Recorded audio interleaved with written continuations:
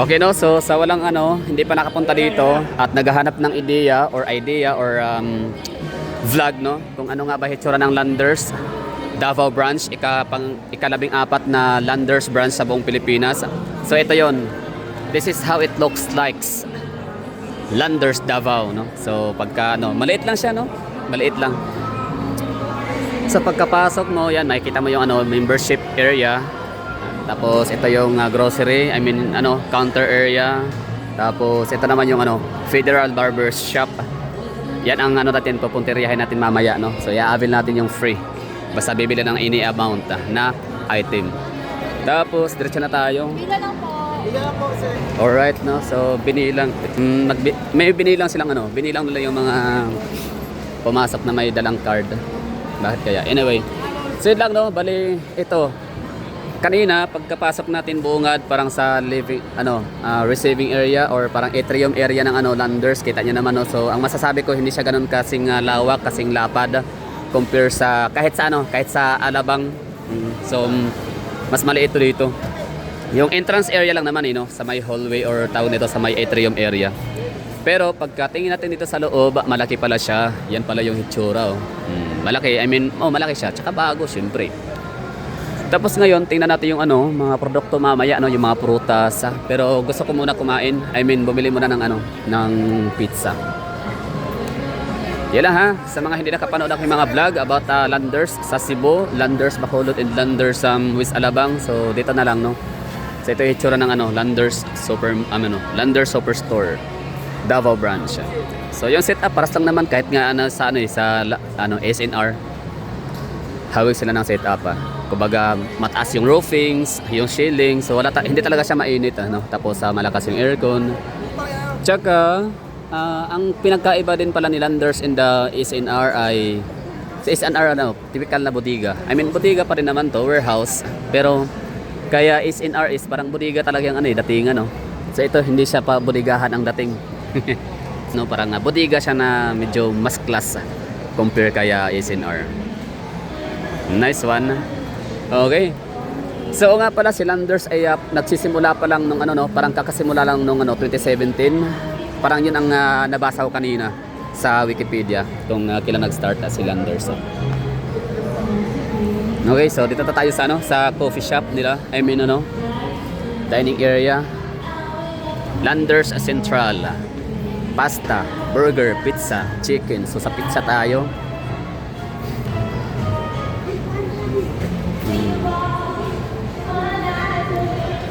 Diba?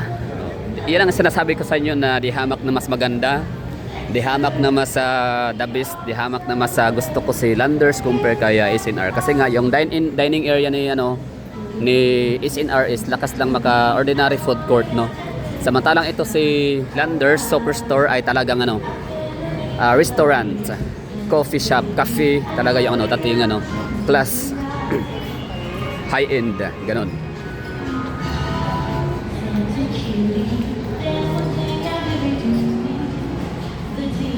Di ba?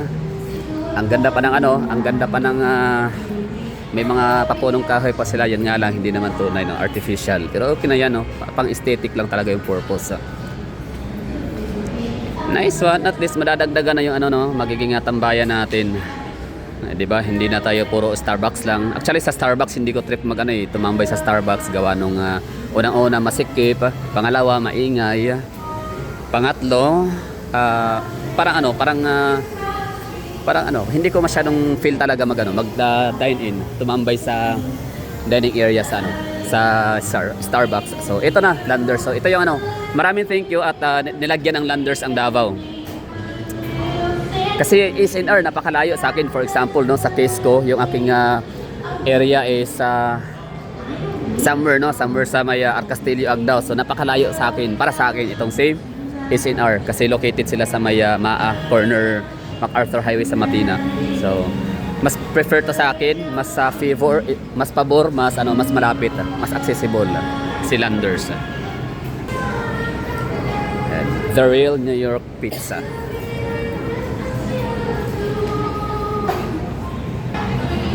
So hindi to pwede sabihin na dahil bago kaya maganda. Talagang standard talaga yung setup, yung settings ni Landers, no, nationwide.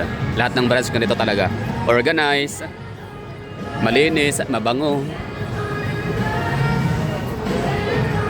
Pero mas maganda pa rin si Bacolod. Maganda to dito, yung ano, mas maganda tong dining area na to dito kay ano, kay Landers Davao compare kay Landers sa West Alabang sa may Las Piñas.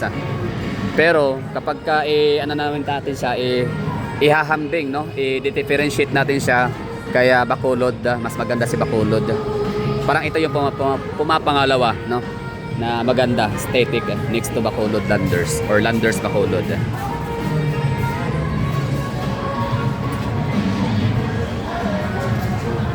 Nice one. Grabe, bilis lang, no? Bilis na natapos. Express itong sa ano, si Landers. Sa bagay, hindi naman talaga to gawa sa ano, konkreto. Ano lang to, mga steels, no? Bodega lang, warehouse. Yung nanay ko, gusto niyang sumama. Shout out sa nanay ko dyan, no? Gusto niya sumama sana ngayon, makigulo. Gusto niya makirayot sana, pero sabi ko, wag na ngayon kasi just in case ba na maraming tao, di ba? So, ayaw kong mapagod ka. Ayaw kong tinan mo yung sa labas, oh. Hindi naman ganoon kadami yung tao, pero syempre pila. Fall in line. So, tatayo ka diyan ng matagal. So, bukas na lang o sunod na araw, no. Hindi naman 'to aalis eh. So, ako lang yung importante ito sa akin kasi yun na nga, vlog. For the purpose, content purposes. Yun, oh, may durian sa unahan. Kita natin, oh, yan, durian. Durian is life. Tingnan natin kung magkano yung presyo ng durian ngayon kasi 120, 150 na sana Magsaysay Park. So ngayon tingnan natin kung magkano yung patong dito sa Landers Superstore. Considering na homeland tayo, no. Tayo yung dito lang galing yung natin, yung ating durian. Ulitin ko sa mga magtatanong anong meron sa Landers. So ito na nakita nyo na maganda, no. Luxury shopping. Luxury experience ng pag-shopping, grocery experience. Tapos yun na nga, ito trip ko to sa grocery, okay lang naman kahit walang Landers, kahit walang SNR, okay lang. I mean okay na ako sa convenience store, okay na ako sa Great Wall, okay na ako sa NCCC, okay na ako sa Philcris. Okay na ako doon mag-grocery, no, Gaisano Mall, no? Kasi mura naman din ang nila yung mga grocery. I mean, okay na ako doon, no? Hindi naman din talaga ako nag-a-after ng ng mga imported na mga gamit, ng mga appliances, no? Or mga housewares or ano ba tawag diyan. Tapos yung mga imported products, okay lang din, no? Basta yung gusto ko lang is makapagkape, pizza, yan. Kasi gusto ko yung pizza nila. Kasi talaga New York style pizza. I mean, original New York pizza. And siya, yung size, American size. Talagang American size, no?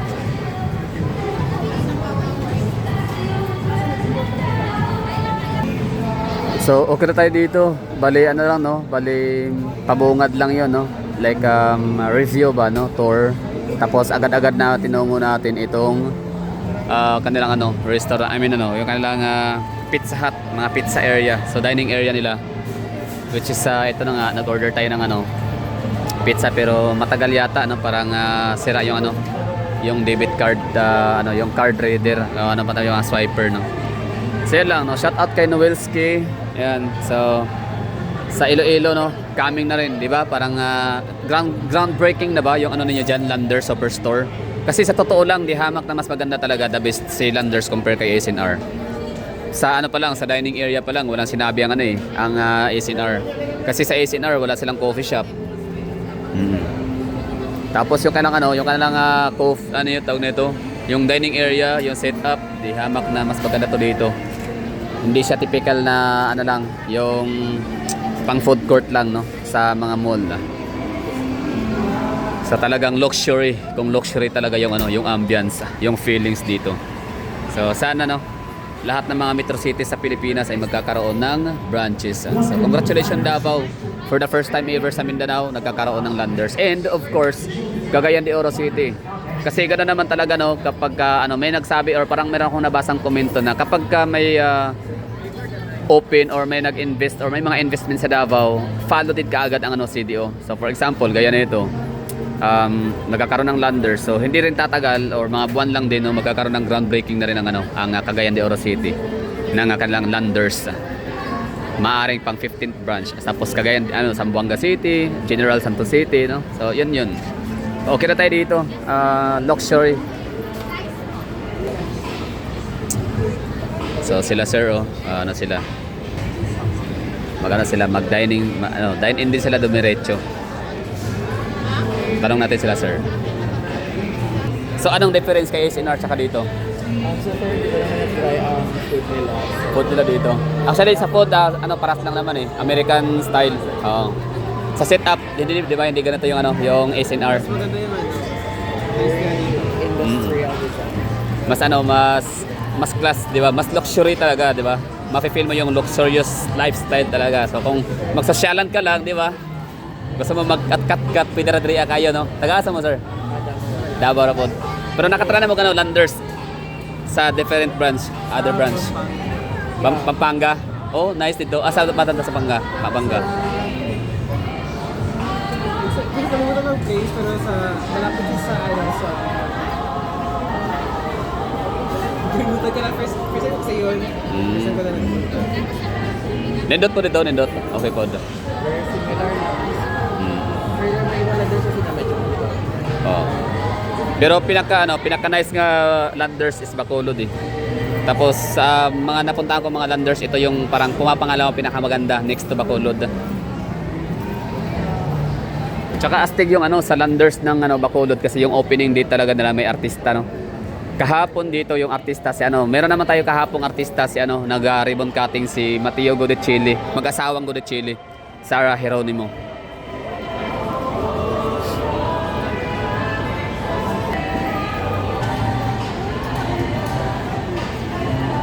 So meron na silang napasokang Landers sa may Pampanga area. Di lang nila maalala kung saan banda ba sa Pampanga.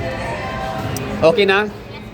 So take out lang natin kasi ang purpose ko lang din naman talaga ay magpagupit ng libre. Yeah! Gusto ko to. So presyo 135 isang slice, pero sa isang slice busog ka na niyan. American size eh. New York, original New York style or New York pizza. Right, so meron na tayong coupon, pang-preset na natin to para sa ating free haircut. So yun, no, shout out kay AMC, no. So tama, siya naman ay Caltex, no. So gasolina, so maka-discount siya like mag 10 pesos yata o 10%. I don't know. So basta meron, maganda rin to sa sa Caltex. Tapos yung i-avail ko talaga is yung pizza at saka yung yung kailangan haircut sa may Federal Barbershop ba yun? Anyway, so wala silang decaf kaya okay na tayo, no. We're done. And gusto nyo pasok pa tayo ng konti, explore tayo sa loob, tingnan natin kung anong meron. I mean pasilip ba, no. Pasensya na kung medyo natagalan gawa nung stranded tayo dun sa loob eh. Pasok tayo dito. Pasok tayo dito. Okay. So sabi ng dalawang mama kanina na kinompare natin yung SNR and Landers. So sabi nga nila mas spacious, mas maganda yung setup dito. Mas maganda yung mas organized daw, no, yung sabi nila. Okay, so sa akin masasabi ko na okay yung yung painting, no, mas maaliwalas. Pero paras lang naman ang lagayan ng mga shelf nila, no, pang American style talaga, no, yung mga napapanood natin mga palabas talaga na ang kumukuha niya mga forklift, di ba? May forklift ba? Oh, ito na. Tapos ito buy one take one minsan, mga ganito, no. So ito yung mga perks, no, na bakit kailangan magpa-member, kasi para maka-avail ka nito. Ibig ko sabihin na syempre pag hindi ka card member holder, hindi ka makapasok dito, hindi ka makapag-shop, di ba? So yun lang, mga mga malalaking item dito. So tama naman si Sir Noels kay bultuhan ang dito. Mga binibili. Ang lalaki ng mga push carts, di ba? American size talaga dito. Mga imported na mga pagkain, candy, chocolates. mga gamit sa bahay. So yung nabili ko naman sa SNR ay yung mga lamisa, upuan, mga heater, rice cooker. Yun. Mga cake, yun, mga ganon, mga muffins. Yung mga nabibili ko lagi. Tsaka yung mga Toblerone. Mga chocolates na imported talaga siya. Hindi siya yung hindi scam, no. Talagang legit imported. So yun na nga, uulitin ko. Hindi na natin kailangan mag-antay ng tawag nito, mag-antay ng kamag-anakan, no, from abroad, para lang tayo makatikim ng mga imported na mga chocolates. Kasi as long as meron kang pera dito pambili, card holder ka, membership card holder, so makakabil ka na, no, makakabili ka na, makakatikim ka na ng mga masasarap na pagkain na buy one get one. O yan sabi ko sa inyo.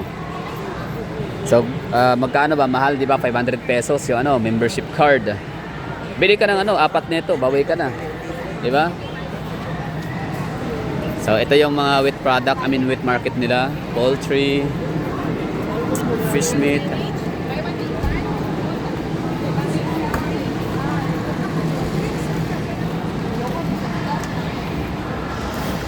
Di ba? Fresh beef, seafoods. Tapos yung prutas. Pero mag-i-SNR pa rin naman tayo, di ba? Minsan. Di ko alam kung meron bang bagay, hayop, pagkain na meron sa Landers na wala sa SNR and vice versa. Okay, tingnan natin magkano kilo ni durian. Okay, how much per kilo?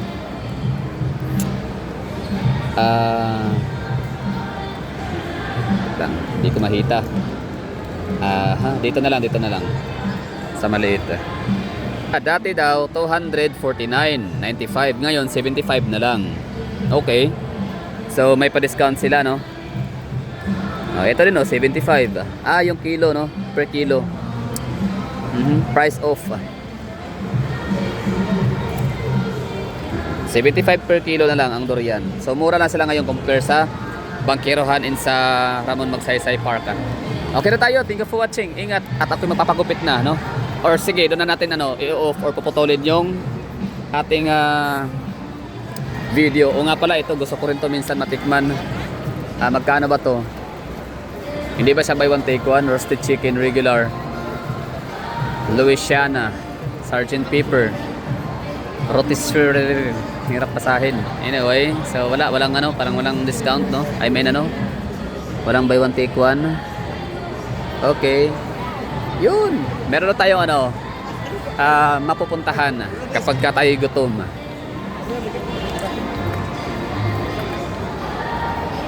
So wala silang mayroon silang kape pero hindi available yung decaf. Bakit decaf? Kasi ako papuntang patulog pa lang. Okay na tayo. We're done, no? Nag-iikot, nakapag-review vlog na tayo dito sa loob ng Landers Superstore.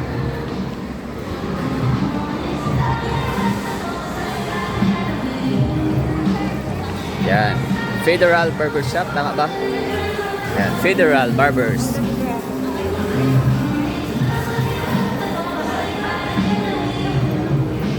Yeah! Ito. Hello.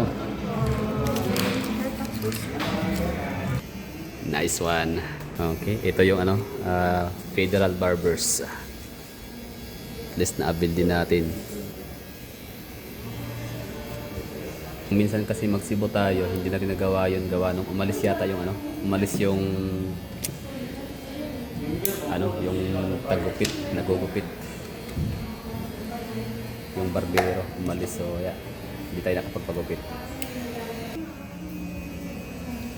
So yung mga natin dito, mga ang tawag niyo, barberman? Mga barbers, no? Ayun, imported pa sila, galing Manila. Anong branch kayo, sir? Quezon City, QC. Balintawak. Yun, pinakaunang Landers. The first ever Landers, Balintawak. Binuksan 2017, tama? No, 15. 2015, okay. Ito yung haircut price, tingnan natin ha. 225 pesos. So, ibig sabihin, pag upit ka ng 2 beses, 3 beses, oh, di ba? Logi pa sila. Hindi naman logi. Kumbaga, ganun lang. Technique yan para mabawi mo yung yung binayarang membership card.